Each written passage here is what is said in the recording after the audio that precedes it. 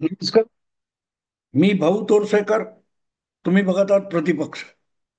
मित्रांनो, हा पहलगामच्या हल्ल्याला उत्तर म्हणून किंवा पहलगामच्या हत्याकांडाला उत्तर म्हणून भारतीय सेना दलाने हवाई, नौदल किंवा पायदळ या लोकांनी आर्मीने मिळून जो काय पाकिस्तानच्या भूमीवर आणि पीओके मध्ये हवाई हल्ला केलेला आहे आणि पाकिस्तानची दाणादाण उडवून दिलेली आहे, त्याच्या बातम्या बघण्यात माझा दिवस गेला.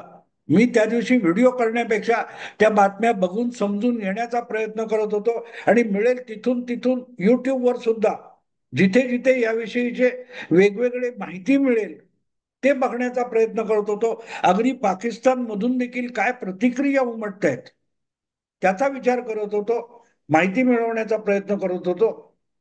तर पाकिस्तानच्या गोटातून आलेली एक बातमी मला खरंच चकित करून गेली. अर्थात चकित करून गेली म्हणजे त्यातला तपशील मला चकित करणारा नव्हता. मी चकित एवढ्यासाठी झालो की याविषयी मी गेल्या 15 दिवसामध्ये सातत्याने बोलत होतो की आजपर्यंतचा पाकिस्तान विरोधातला भारताचा पवित्रा आणि मोदी पंतप्रधान झाल्यानंतरचा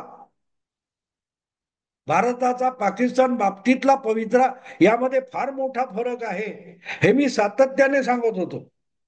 आणि म्हणूनच आजपर्यंत भारत पाकिस्तान यांच्यात काय झालं, लढाया किती झाल्या, काय काय राजकारण झालं, हे सगळे संदर्भ जेव्हा आपण घेतो तेव्हा ते तसेच्या तसे आजच्या परिस्थितीला लागू होत नाहीत, हे पहिलं लक्षात घ्यावं लागतं. कारण परिस्थिती बदलली असेल तर 5 वर्षापूर्वी, 10 वर्षापूर्वी एखाद्या मुलाला आपण बघितलेलं असतं, तेव्हा 3 वर्षाचा असलेला मुलगा 5 वर्षानंतर 8 वर्षाचा होतो आणि 10 वर्षानंतर 13 वर्षाचा होतो.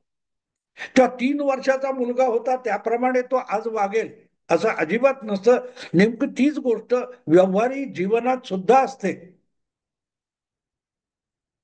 जेव्हा 10-15 वर्षापूर्वी नेहरू, इंदिराजी किंवा राजीव गांधी आणि अटल बिहारी वाजपेयी, मनमोहन सिंग यांच्या कालखंडामध्ये भारत पाकिस्तान यांचे संबंध कसे होते, एखाद्या अत्यंत नाजूक प्रसंगी या दोघांनी एकमेकांच्या बाबतीत काय केलं, हे सगळे संदर्भ आज आवश्यक असले, उपयोगी असले तरी तशाच्या तशा घटना घडतील यावर विश्वास ठेवायचा नसतो.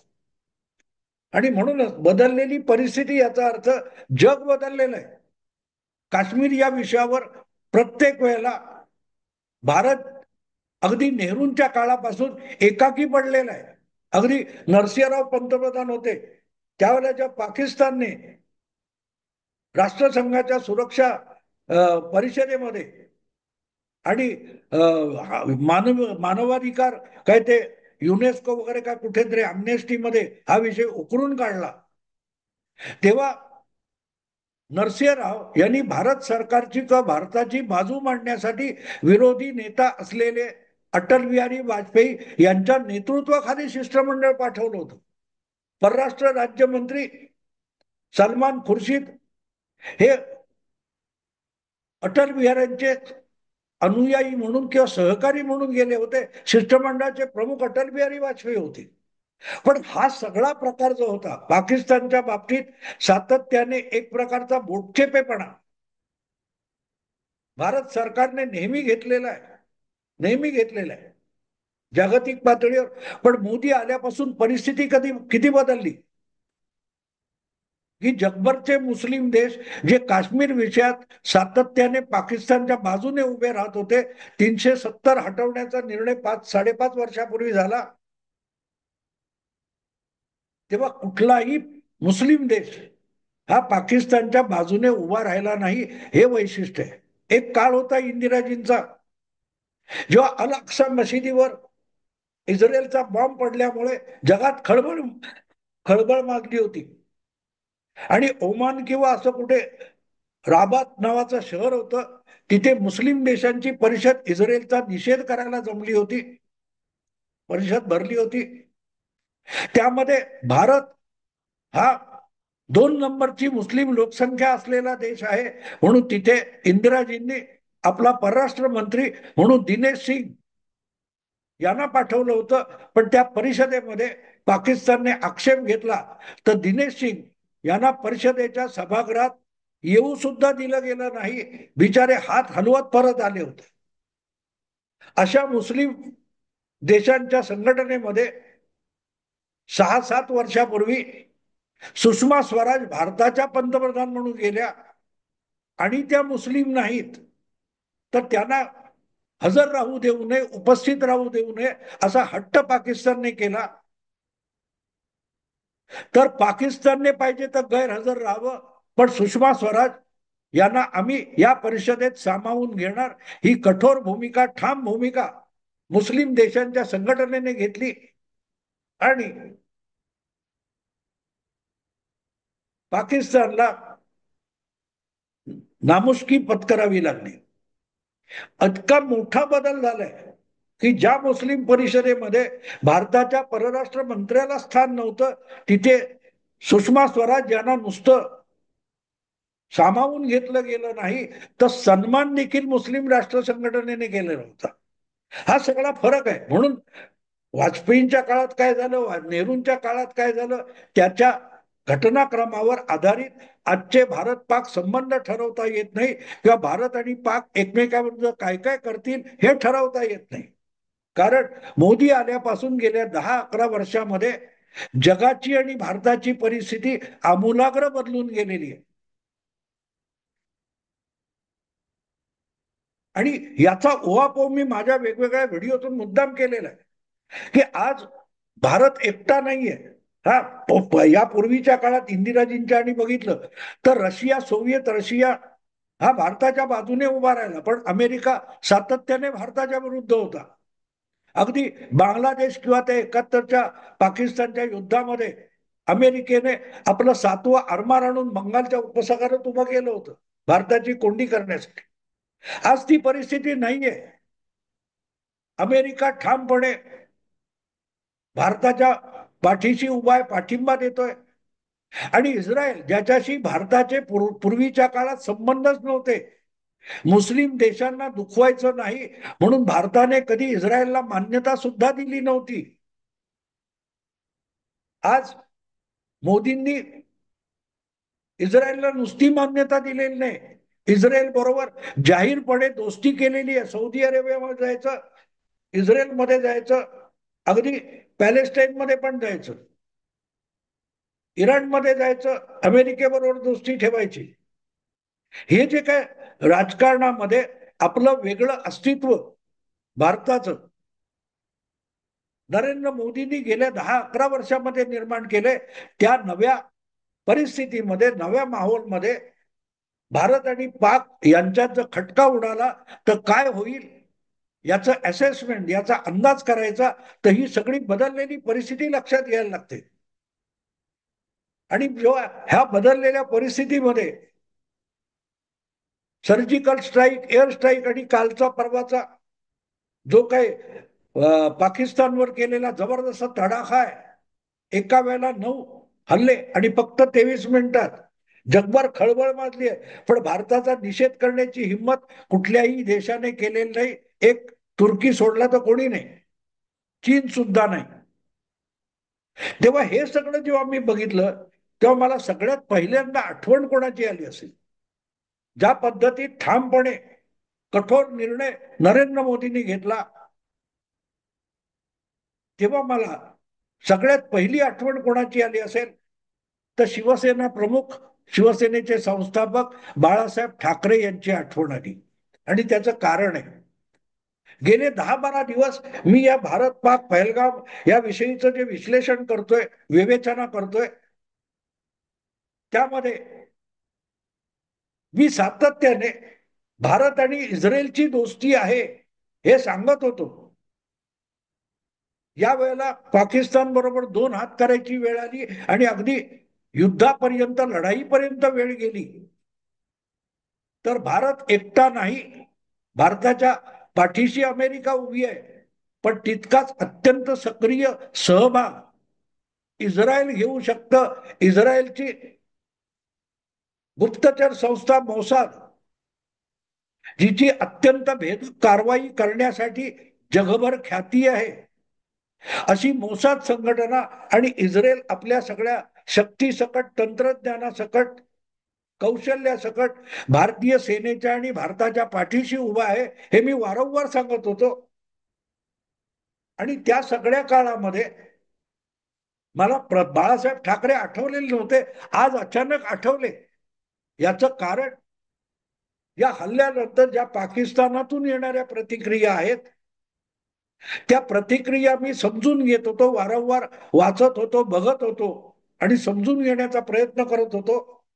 तेव्हा एक गोष्ट माझ्या लक्षात आली की आपण चटकन बातम्या नजरे आड होतात, छोट्याशा वाटतात, नगण्य वाटतात, पण त्या बातम्या महत्वाच्या असतात.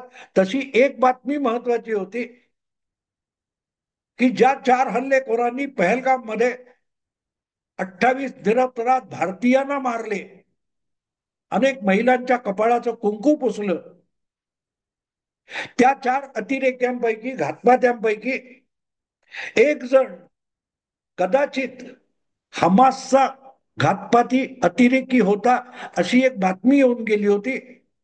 आणि त्याला दुजोरा जो मिळाला तो हल्ल्यानंतर 7 तारीखच्या प्रतिहल्ल्यानंतर पाकिस्तानच्या एका माजी सैनिकी अधिकाऱ्याच्या तोंडून हा विषय निघाला की हा तोयबाच्या आणि जैश ए मोहम्मदच्या या सगळ्या प्रशिक्षण केंद्रामध्ये, दहशतवादी लॉन्चिंग पॅड मध्ये हमासचे लोक पण येऊन राहिले होते.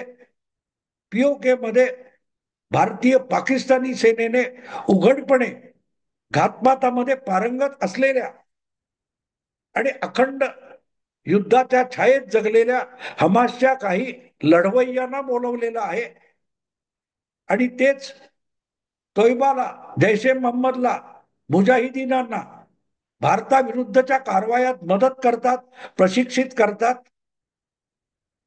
हे आज मी ऐकलं, पण ही बातमी कुठेतरी येऊन गेलेली मला आठवते, पण त्याच्याकडे गंभीरपणे बघितलं गेलं नव्हतं की हमासच्या अतिरेक्यांची पाकिस्तानी फौज संपर्कात आहे आणि त्यांना भारत विरोधी कारवायामधल्या जिहादींच्या प्रशिक्षणासाठी बोलवलं जातं. तेव्हा मला बाळासाहेब आठवले. का आठवले?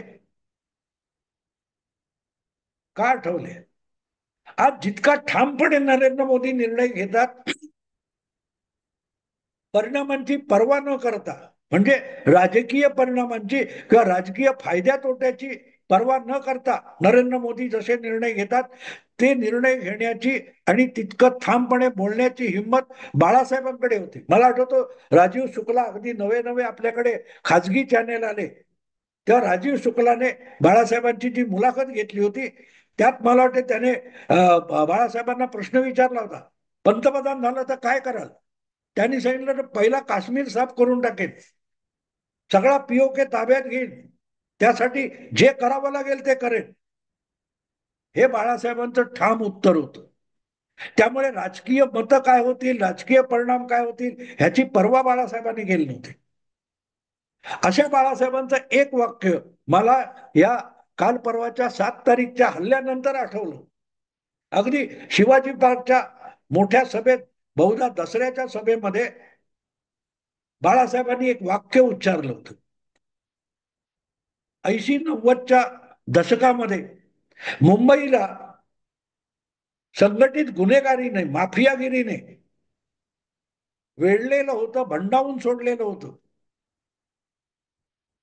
त्यामध्ये छोटा राजन, दाऊद अरुण गवळी वगैरे ही नावं खूप गाजत होती. रोजच्या रोज कुठेही रस्त्यावर मुर्दे पाडले जात होते. पोलिसांकडून एन्काउंटर पण चालू झाले होते. अशा वेळेला बाळासाहेबांनी आपल्या हिंदुत्वाची ग्वाही देताना शिवाजी पार्कच्या सभेत सांगितलं होतं, अरे तुमचा दाऊद असेल तर आमचा गवळी आहे. म्हणजे गवळी हा माफिया असेल, गुंडा असेल, पण तो हिंदू असेल तर त्याच्या पाठीशी उभं राहावं लागेल. हे ठामपणे बोलण्याची हिंमत बाकी कोणाला करता आली नाही, ती बाळासाहेबांनी केली होती. याचं कारण शरद पवार आणि दाऊद यांचे संबंध त्यावेळेला खूप चर्चेत होते. त्यामुळे मुस्लिम गुंडगिरी एवढाच विषय नव्हता, तो काँग्रेस मुस्लिम गुंडांना हाताशी धरून शिवसेनेच्या हिंदुत्वावर वर्चस्व निर्माण करायचा प्रयत्न करतं, अशी ही चर्चा होती. त्याला ठोकून काढताना बाळासाहेब म्हणाले होते, जर दाऊद तुमचा असेल तर आमचा गवळी आहे.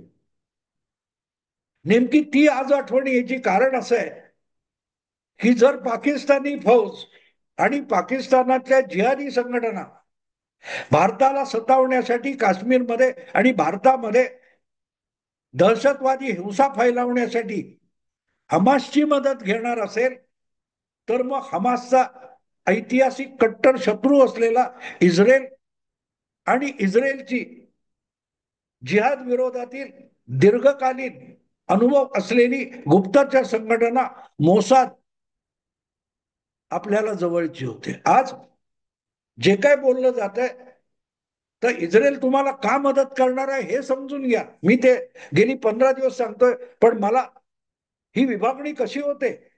बाळासाहेब जे बोलले, तुकडा पाडल्यासारखा बोलायचे बाळासाहेब. तुमचा दाऊद तर आमचा गवळी, कारण तो मुस्लिम आहे, हा हिंदू आहे.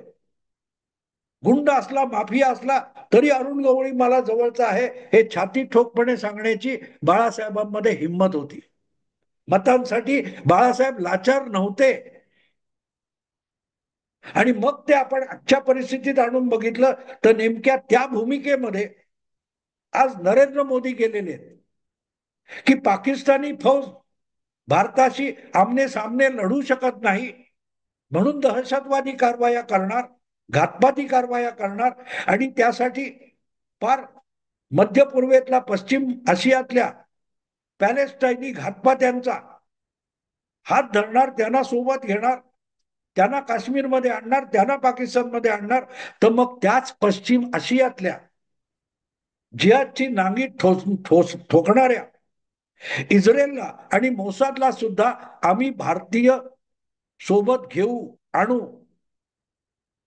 पाकिस्तान विरुद्धच्या लढाईत नुसता इस्रायल आमच्या सोबत नसेल, तर पॅलेस्टाईनची आणि हमासची नांगी ठेचून काढणारा मोसाद सारखा एक तगडा साथीदार आम्हीही सोबत आणू. हे आता पाकिस्तानचा कोण निवृत्त सेनाधिकारी सांगतो की हमास पण आलेत, कारण तिकडे इस्रायल आणि मोसादवाले भारतकडे आलेत. ही पाकिस्तानच्या त्या निवृत्त अधिकाऱ्याच्या तोंडून निघालेली माहिती आहे की भारतात सुद्धा इस्रायलवाले आलेले आहेत, मोसाद आलेली आहे. आणि म्हणून मला बाळासाहेब आठवले, तुमचा दाऊद तर आमचा गवळी. तुम्ही हमासला आणणार असाल तर आम्ही भारताच्या बाजूने लढायला, पाकिस्तानला ठेचायला ज्याची ज्याची मदत मिळेल, तो प्रत्येक जिहाद विरोधी असेल, तो आमचा दोस्त असेल, आमचा साथी असेल. ही ओरिजिनली बाळासाहेबांची भूमिका आहे. ती जशीच्या तशी राष्ट्रीय पातळीवर नरेंद्र मोदी भारताचे पंतप्रधान अंमलात आणताना दिसतात. आज खरंच बाळासाहेब असते तर ही माहिती समोर आल्यानंतर सगळ्यात पहिली नरेंद्र मोदींची पाठ कोणी थोपटली असती, तर ती बाळासाहेबांनी थोपटली असती. बाळासाहेबांनी थोपटली असती. कारण दोघांमधलं साम्य बघा. तुमचा दाऊद तर आमचा गवळी, तुमचा हमास तर आमचा मोसाद. तुम्ही हमासची मदत घेणार असाल, आमचं जीवन त्रासदायक होण्यासाठी, तर तुमचं नाक ठेचण्यासाठी, तुम्हाला नेस्तनाबूत करण्यासाठी आम्ही सुद्धा इस्रायलला आणि मोसादला घेऊन येणार, युद्धात त्यांची साथ घेणार, त्यांचं कौशल्य घेणार, त्यांचं तंत्र घेणार, त्यांची साधन सामुग्री सुद्धा घेणार. बाळासाहेबांची आठवण झाली, बरं वाटलं मित्रांनो, बरं वाटलं. असो, आत्ता इथेच थांबतो. आवडलं लाईक करा, शेअर करा आणि प्रतिपक्षाला सबस्क्राईब करा.